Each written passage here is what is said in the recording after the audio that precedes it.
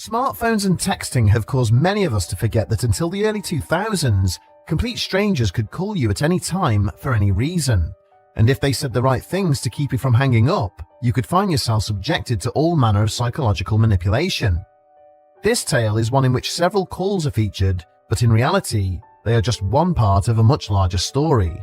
And try as they might, nobody has ever found a suitable explanation for the bizarre events surrounding the Sudbrink phone calls.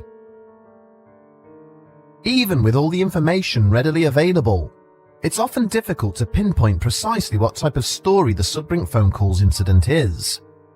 Is it a tale of government harassment? Is it an example of actual contact being made with extraterrestrial life? Or is it an instance of events intruding from one reality into another?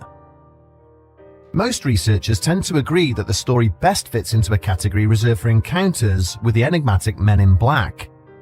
These mysterious figures, so named because they often appear clad in dark suits, have been a cornerstone of UFO lore and conspiracy theories since the 1950s.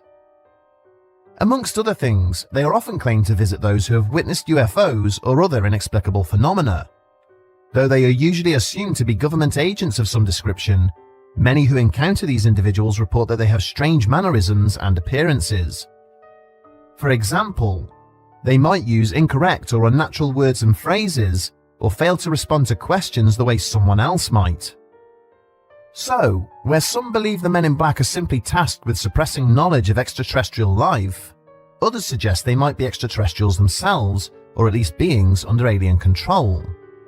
And though they are rarely seen together, reports of encounters with the men in black have become almost ubiquitous with those of unmarked black helicopters. The idea of these nefarious vehicles became widely known during the 1970s and 80s and were associated with the aftermath of UFO sightings.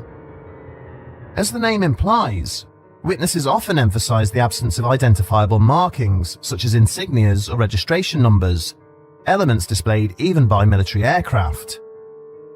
In some cases, these helicopters are said to possess their own UFO-like features, including low noise or silent operation. Using this element of stealth, reports claim they will fly low over the homes of people who have had recent UFO sightings, chase their vehicles, and behave in other menacing ways. Whilst all of this is necessary to understand the theories regarding the Sudbrink phone calls, the only way to evaluate them is to hear them firsthand. Thankfully, the family had access to an answering machine when these calls were placed. Now, more than 30 years later, we can still hear the actual voice that uttered those eternally unsettling words. Is this Gary Sudbrink? Like most tales, this one starts before it actually begins. And to fully understand the unsettling nature of these phone calls and their effects on the victims, it's important to know how they tie into a broader series of unexplainable occurrences. The first of these events is odd, but otherwise forgettable. However, when one takes the time to relate it to the messages in the phone calls, a haunting pattern emerges. And it's here that we meet the subject at the center of these events, Air Force Captain Gary Sudbrink. Back in 1992, he was enjoying a drink at his brother Stephen's wedding reception on Long Island. Since he was stationed at an Air Force base in Texas at the time, Gary had spent the past 24 hours catching up with family members and friends. He hadn't even had a chance to speak to and congratulate his brother on his nuptials. Just then, Stephen appeared and began chiding him for his behavior on the road earlier that day. Confused, Gary asked what he was referring to. Stephen then recounted how that morning, he'd been driving out to Long Island for the ceremony when he spotted Gary's car driving up behind him. He described how Gary had then pulled up next to his vehicle and how he had made odd faces and gestures in his direction. Gary then sped off down the road, obviously in an attempt to get to the wedding venue first. After hearing his brother's recounting, Gary took a deep breath. He then explained that he had flown into New York and that the car Stephen had reported seeing was currently sitting in his garage back in San Antonio, so there was no way he could have been on that road earlier that day. Though the two brothers were understandably confused, they both felt that the wedding reception was no time to figure this out. Eventually, the busyness of the day forced both men to move on, but they didn't forget. 1 year later, when the phone at the Sudbrink house began to ring, this supposed case of mistaken identity would take on a terrifying new connotation. February 1993. Gary Sudbrink was looking over his schedule when he realized he had several days off in a row coming up. With nothing to do on base, he decided to take a flight home to see his family. He had been stationed in San Antonio, Texas for some time now, and he hadn't been home since his brother Stephen's wedding the previous year. Though standard procedure dictates that all military personnel inform their superiors anytime they travel, he was confident that he wouldn't be missed for just 3 days. This is important, as the fact that nobody knew he would be traveling from San Antonio to Long Island that February makes the events that followed that much more bizarre. The first strange occurrence happened whilst he was packing for his trip. Alone in his Texas apartment, he was suddenly startled by a loud commotion outside. Of course, as a member of the US Air Force, he knew precisely what the sound was. Heading onto his balcony, he saw a helicopter hovering just beyond his property's fence line, no more than 20 feet off the ground. Whilst helicopters were a common sighting in the town surrounding the base, military pilots knew better than to risk flying so low in an urban area. Even stranger still was the fact that the aircraft seemed to be facing Gary's home specifically. In an attempt to try and identify the craft and potentially report this reckless behavior, he ran inside to get his binoculars. However, when he returned, the helicopter had ascended and sped off into the distance. But that was just the beginning of Gary's unusual day. Several hours later, he was standing at the airport terminal. His plane had started boarding and he was just waiting for his section to be called. Though he was dressed in his Air Force uniform, he hardly felt like he stood out. After all, servicemen traveled back and forth from this airport all the time. That's why he was surprised when a slim man in an overcoat approached him and began asking questions. The man greeted him warmly and began to ask Gary about his travel plans. In an effort to be polite, he mentioned that he was visiting friends and family in New York. However, he was a bit unnerved by the fact that the man had a notebook with him and seemed to be jotting down the responses. He then began asking more personal questions. He wanted to know Gary's full name, but the Air Force captain declined to provide it. Gary was wearing his ID, but later mentioned that he specifically checked to see if his surname was visible, and it wasn't. Upon asking the man why he was posing so many questions, the stranger claimed to be starting up a small business and was conducting a survey. However, Gary noted that he hadn't seen the man talking to anyone else. He had merely made a beeline straight for him. When he inquired about this, the man simply said, "Don't worry, you won't get into trouble." It was at this moment that the terminal attendants called Gary's section. He excused himself and boarded the plane, happy to be done with the odd encounter. After taking his seat, he was quickly joined by another man with long hair and glasses. Moments after sitting down in the seat next to him, the man struck up a conversation. He too wanted to know where Gary was flying and for how long. At least in this case, it felt much more like friendly conversation. That was until another passenger arrived and informed the man that he was sitting in the wrong seat. The stranger then moved to a seat across the aisle where he continued his line of inquiry. However, a few minutes after this, a stewardess arrived to inform the man that he was again sitting in the wrong seat. He got up, but rather than move to his assigned spot, he stood near the emergency exit, bombarding Gary with questions about his return to Texas and, oddly enough, how he spelt his last name. At this point, the Air Force captain was understandably beginning to feel uncomfortable and refused to answer. As a result, the man finally decided to take his actual seat, which curiously was much further back on the plane. By the time Gary landed in New York, paranoia had set in. Concerned that these men might have been planning to rob his property whilst he was away, he immediately called his landlady and asked her to keep an eye on his apartment. He then proceeded to his family's home. Upon arriving, he spoke to his father about the strange events of the day. To his surprise, his father mentioned that a helicopter had been hovering over their family home that afternoon. It was then that the elder Sudbrink confessed something to his son. Several weeks earlier, he and his brother, Gary's uncle, had taken a trip to West Virginia. The purpose of the drive was to visit the Green Bank Observatory, which had recently installed a brand new 485-foot tall telescope to replace the one that had mysteriously collapsed back in 1988. Ever since this event, which was attributed to the loss of a gusset plate, the Green Bank area had been immensely popular with UFO hunters. In fact, when the first images of the destroyed dish were published, many assumed that the observatory had actually been attacked by extraterrestrials. The elder Sudbrinks were, according to those who knew them, avid UFO buffs. And as luck would have it, the two men did have a sighting during their trip.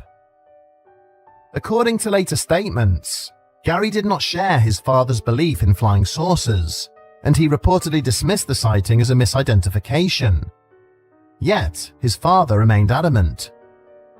Though the father's sighting is often presented as a footnote in the story of the Sudbrink phone calls, this encounter, and the elder's belief in alien life, are crucial to what happens next.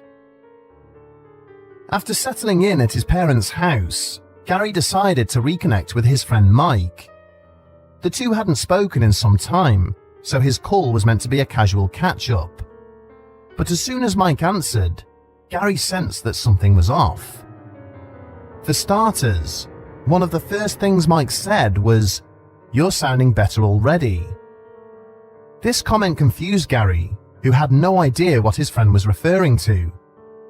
Mike then nonchalantly mentioned that they had spoken on the phone just 20 minutes earlier, and that he'd sounded like he had a cold. This revelation left both men confused. Not only had he not called Mike, but he hadn't told anyone in New York that he was coming to town. Yet his friend insisted that Gary, or someone sounding just like him, had called. As the two started to go over the details of the conversation, Gary learned that the imposter had gotten some details wrong, including the airport where he'd landed. Suddenly there was a beeping on the line, indicating another incoming call. Telling Mike he'd call back later, Gary answered. The voice on the other end of the phone was unlike anything he had ever heard. Yes. I'll tell you who it is. Hello? Yeah. Do you want to speak to him? It's Gary's Sudbrink there. Yeah, who's this? Steven? Are you playing games with me or what? Huh? Steven, if you're playing games, I'm going to kick your ass. So how long are you going to be back from Texas? Huh? You're being impersonated by the other voice. Yeah, this is you, Steven, you idiot. You're pissing me off. Jerk. I'm going to get you on. Let's see what it says. Review. One new call out of area. Is Steven out of the area? How long are you going to be back from Texas? Wait, say that again? You're being impersonated by the other voice. Wait, hold on. Is Steven out of the calling area or what? What do you mean you don't know? He's in Queens. I don't know who the fuck. Hello? Hello? Here's Gary's Sudbrink there.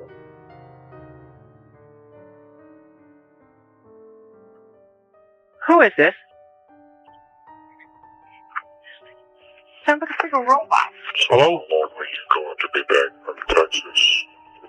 What was that again, sir? You're being impersonated by the other voice. Oh, be quiet, huh? Sorry, would you see that again?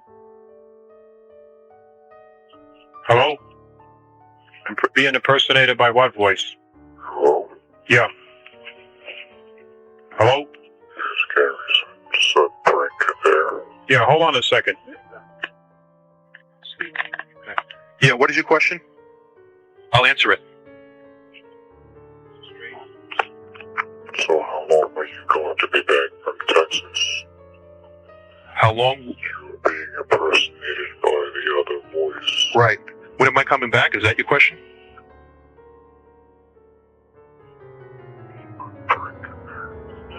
Okay, there was a break. Hold on. You want to know when I'm coming back to Texas?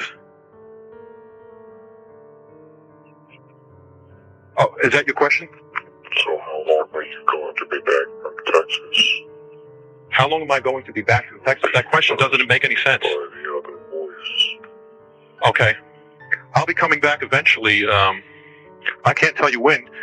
You should know that question, the answer to the questions, because you seem to know more about me than I do. You know what I'm saying? Are you an intergalactic person? Are you a space alien? Sounds like you hung up. I can't believe this. He hung up, Gary. See if he comes back. All right, I'll hang up. Oh my God!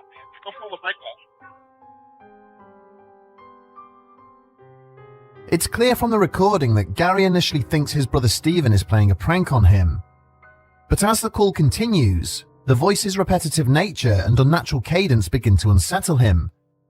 Then there are the words themselves. Is Gary Sudbrink there?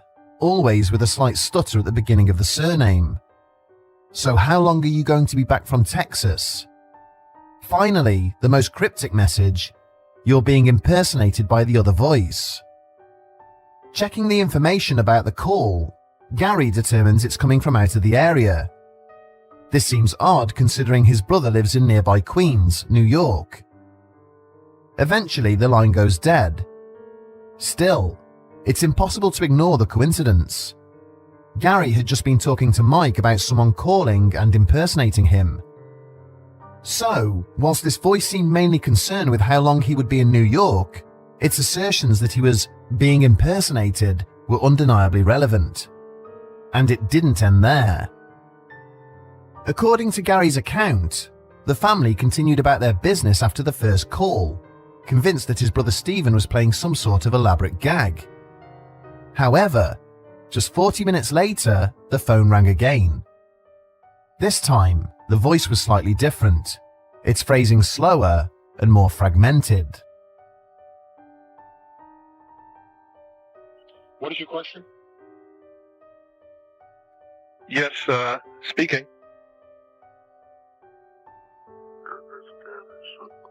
Yes. Can I answer any questions for you? Are you back from Texas? Not back yet, no. How long are you going to be back from Texas? Let me answer. First, you tell me, where are you calling from? This is Gary Sudbrink. Yeah, why don't you tell me where you're calling from? Who is this? What do you mean, who is this? You should know who it is. It's me, Gary.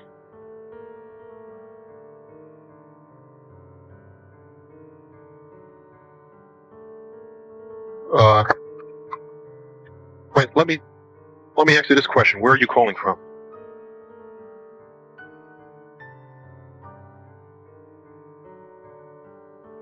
Okay, I'll be back. Stop. Excuse me? You're alright. I can't hear too well. Yeah, there's a full moon out. That's true. Could you identify yourself?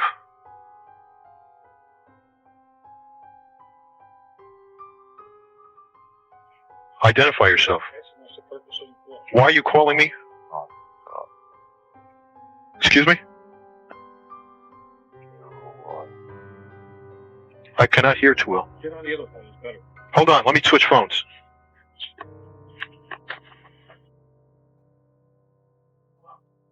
Okay. Okay, hold on. Now, who are you?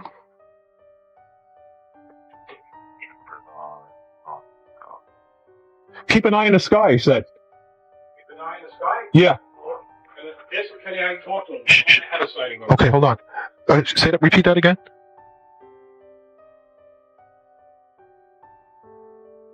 Please repeat.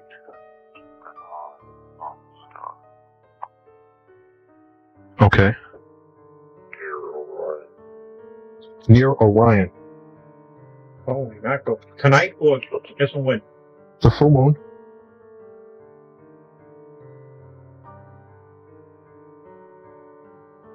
They both.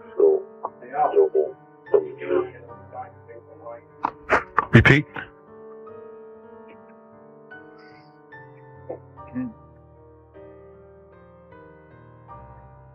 Tell them I like it. Okay. Repeat last word. I'm hearing static. Tell them I like to talk. He hung up. He hung up. Hello?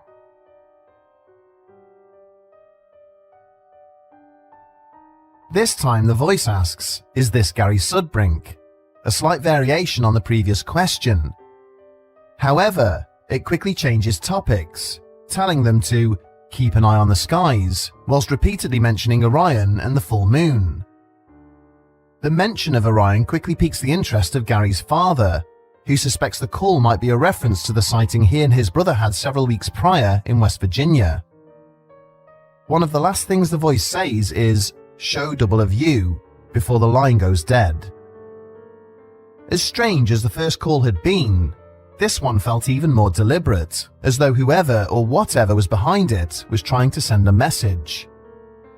At this point, the father seems convinced that this call, and potentially the strange occurrences witnessed by him and his brother, has something to do with his previous UFO sighting. This is apparent during the next phone call, when both men are far more insistent about trying to garner information from the speaker. The third call came in late, at 11:38 p.m. This time the voice had several more interesting, and ominous, things to say. Okay. Yeah, it's taking time for him to talk. Who is this?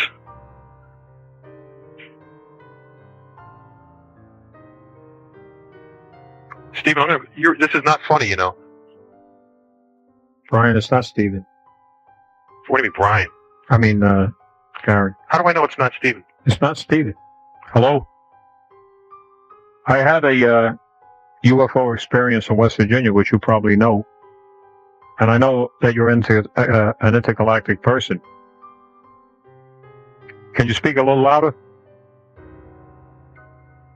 Sir? Can you speak a little louder? Louder? Let me speak to him, Dad. I guess, I don't know what. All right, I'll hang up so you can talk to him. He wants to talk to you. Okay. Hello, can I help you? Hello. Yes. Yes, that's me.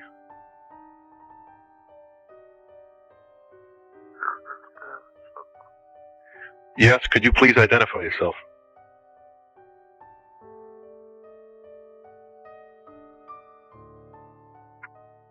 Identify. Yeah, I'm back. I'm in Texas right now. Oh, he asked me a question. No, I'm in New York right now. You know that. Why are you asking me such a question?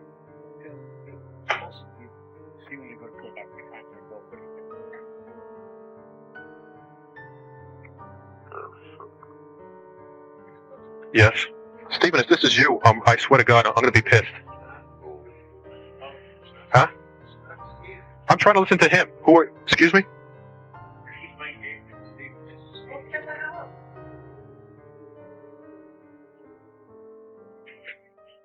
Okay. Eventually I'll be back from Texas. Could you speak more? Please speak more.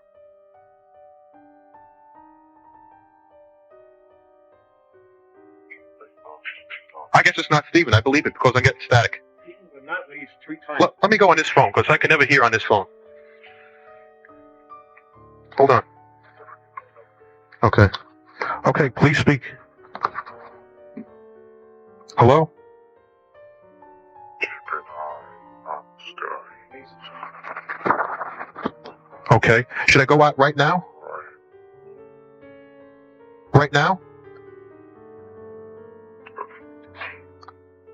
Tracy, I'm not sure where Orion is now, but we'll go outside.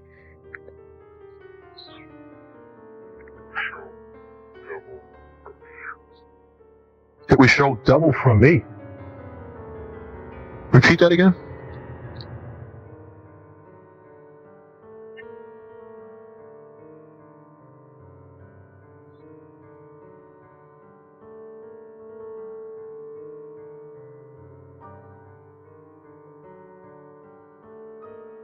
Whilst Gary appears to be holding on to the belief that his brother is playing a prank on the family, his father is convinced that the being at the other end of the line is not Stephen.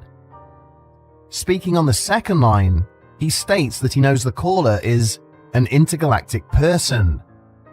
However, the voice seems unwilling to talk to him, and he soon allows his son to take over again. After repeating the instruction to keep an eye on the skies, the voice again says, "Show double from you," though Gary is clearly perplexed as to the meaning of the phrase.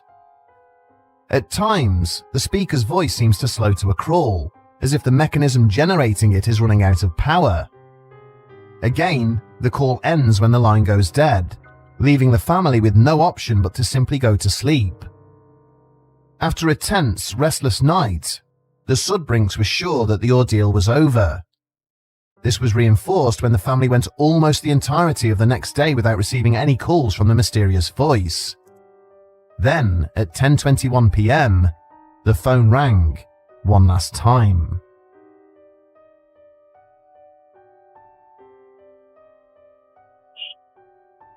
Yes, this is me. Can I speak to you? Can I ask why you're... Yes, can I ask why you're calling?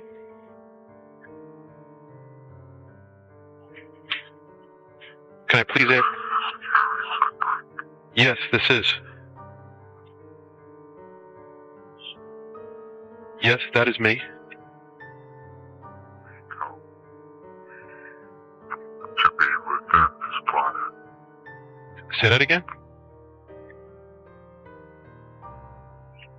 This planet. Leave?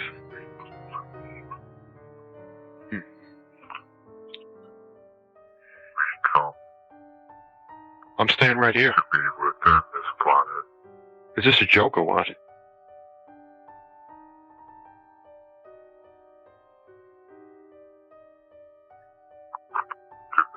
many. To be contacted. As the same with you.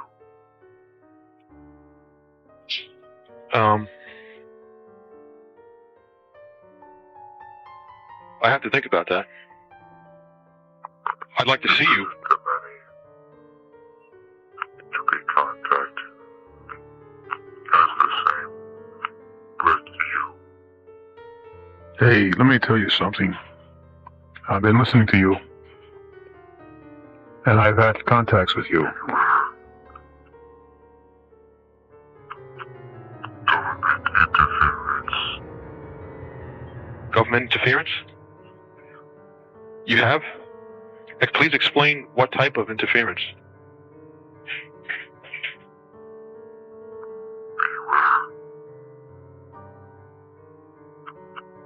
Okay. Government interference.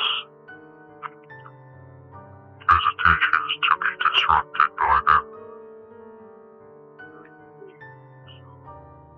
Appears. Sun will rise from dark side of the moon. World, no. The sun will rise from the dark side of the moon. Okay, what branch of the government?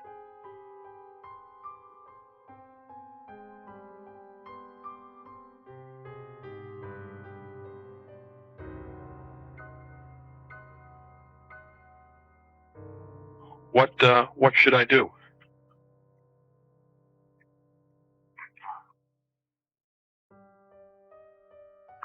Beware. Government interference. Visitations to be disrupted by Okay. Is that good for me or bad? They hung up. Yeah. Right off the bat, the voice seems eager to prove the father's theory. After again confirming that they were speaking with Gary Sudbrink, the voice states, "We come to be within this planet, to visit the many, to be contacted as the same with you." The words and phrases are somewhat nonsensical, and the voice delivers them in an odd, halting manner. It's almost as if they are being relayed by a non-native English speaker who's attempting to translate their words in real time. Moreover, they seem to be accompanied by strange clicking sounds and other audio distortions. The uncle who had witnessed the UFO with Gary's father is also present and attempts to speak to the voice. However, once he jumps on the line, things take a turn. The caller begins warning the family to beware of government interference, which will attempt to disrupt visitations. Finally, it appears to say that the sun will rise on the dark side of the moon. The voice then begins to fade further, becoming almost inaudible.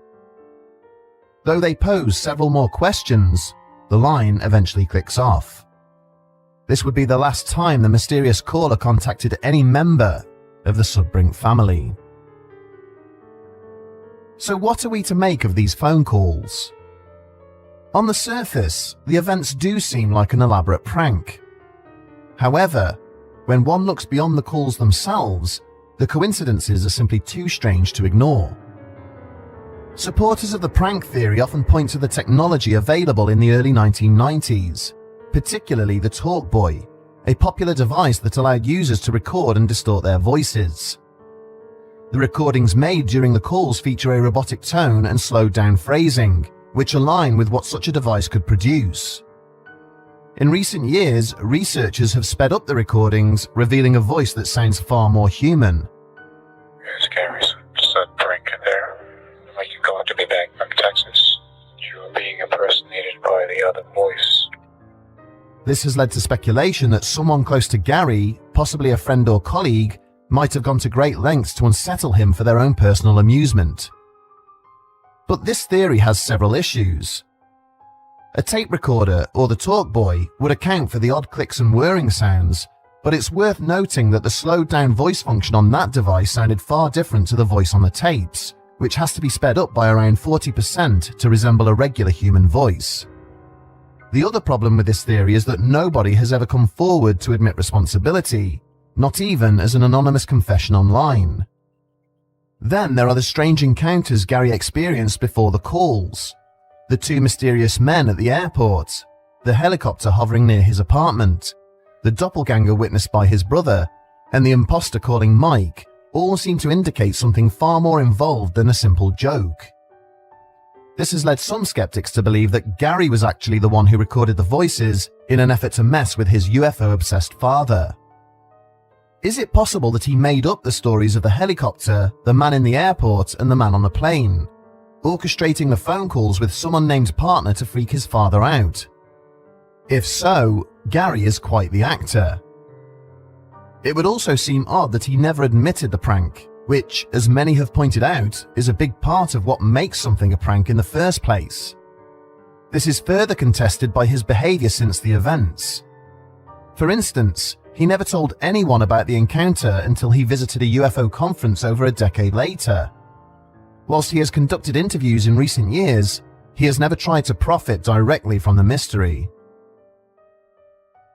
Another popular theory ties the calls to UFO phenomena. The mention of Orion, the cryptic references to the moon, and the warning to beware of government interference resonate with ufology narratives.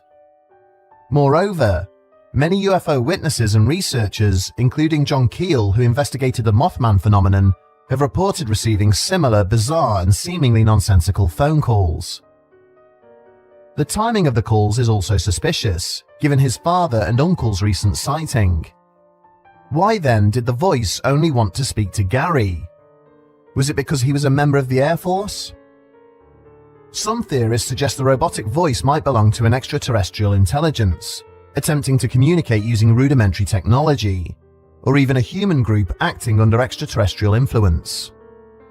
Many ufologists believe that advanced alien life doesn't communicate vocally, but telepathically. If true, this means that they would need to use other ways to speak to us. This would account for strange phrasing as well. Even with superior intelligence, one could hardly expect extraterrestrials to understand the many nuances of the English language. This would leave any messages sounding foreign and incomplete. The cryptic nature of the calls has also led to speculation that they were part of a government operation. The references to government interference could be a deliberate misdirection by whoever made the calls. Some have suggested that Gary may have unwittingly been involved in something that drew government attention. For example, his role as an Air Force pharmacist might have placed him under surveillance for unknown reasons, or his father and uncle's UFO sighting could have triggered monitoring of his family. In this theory, the calls could have been part of a psychological operation intended to gauge his reaction or keep him off balance. The presence of the two suspicious men at the airport further supports this idea. The man with the notebook and the overly intrusive passenger both seemed intent on gathering information about Gary's movements, and their persistence suggests something more than casual curiosity. But wouldn't government operatives be a bit less conspicuous? Unless, of course, that was precisely the point. Many people who have had UFO sightings and report run-ins with the men in black describe them as behaving in an over-the-top way that is threatening in retrospect, but not necessarily in the moment. Then there is the doppelganger theory. Remember the way this story started, with Stephen coming up to Gary at the wedding reception and talking about how he had not just seen him, but also his car on the road that morning. This took place a full year before the UFO sighting and the first phone call, but it could explain why the voice on the other line was only interested in talking to Gary. You're being impersonated by the other voice. Show double of you. Beware of government interference. Mike had told Gary that the voice that spoke to him on the day of the phone call sounded almost exactly like him, but with a cold. Whilst we can't agree on much regarding this case, it's clear that the voice that interacted with the Sudbrinks over the course of those 2 days did not sound like Gary, who has a thick New York accent. This seems to support the theory that he was being mimicked in some way and for some unknown reason. Though it sounds far-fetched, reports of double sightings and mimicry often accompany cases involving UFOs, men in black, or otherworldly encounters. If the calls were connected to such a phenomenon, it raises troubling questions. The most notable is why Gary Sudbrink? After all, he hadn't seen any UFOs. According to later interviews, he didn't even believe in UFOs at the time. Is it again possible that the UFO sighting has nothing to do with the case at all, and that Gary himself is the subject of all these phenomena? We may never know, because as far as we can tell, he never experienced any other strange occurrences. This has led some theorists to claim that there could have been some sort of temporal distortion, a weakness in space and time that allowed a Gary from another universe to enter our own. But even if that is true, it doesn't explain the messages that seem to reference aliens and outer space. Despite nearly 4 decades having passed, it seems we have more questions than answers. The Sudbrink phone calls remain one of the most peculiar unsolved mysteries in ufology, assuming that the case even belongs in that category. With its mix of shadowy figures, strange technology, and uncanny timing, it's a story that blurs the line between paranoia and reality. Whether the Sudbrink phone calls were the work of a mischievous prankster, a government operation, or something far stranger, one thing is certain. They serve as a stark reminder of the many mysteries that still linger in our universe.